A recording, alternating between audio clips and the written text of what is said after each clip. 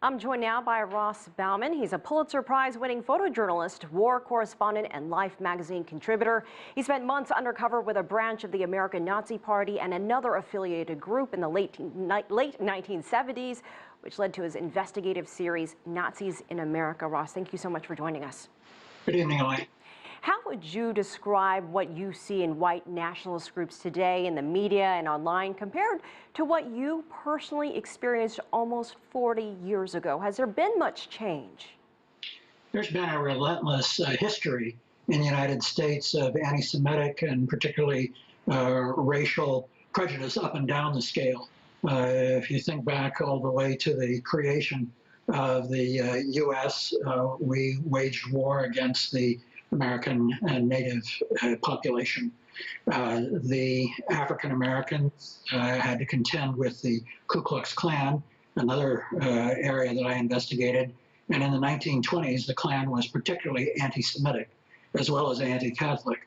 So it always seems like the group that has the power at the top of the pyramid keeps trying to push down everybody else. There's a real consistent thread with what I'm seeing today and what I experienced when by accident I stumbled upon members of Hitler's original SS that had lied to immigration authorities in the U.S. and moved to Cleveland, Ohio. That very same month that I began my undercover investigation, Time magazine had a cover story that said, "No need to worry." It was kind of a delusional denial that seems to pop up about every generation, where America tries to convince itself that there's really no problem. At that exact same moment, I found out that the American Nazis were planning to kill Henry Kissinger, 11 other prominent Jewish leaders, and blow up embassies in Washington, D.C.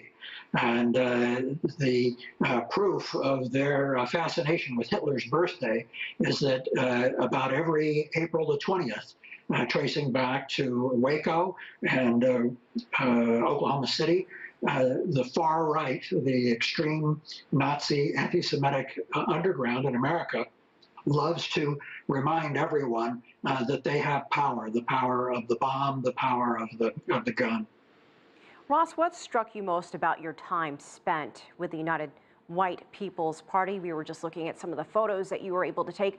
What still stays with you today? Many of the new members, which included police department officers from Cleveland, Ohio, were tricked into joining the group out of their fear of ordinary social issues. Should our schools be integrated? Should there be busing?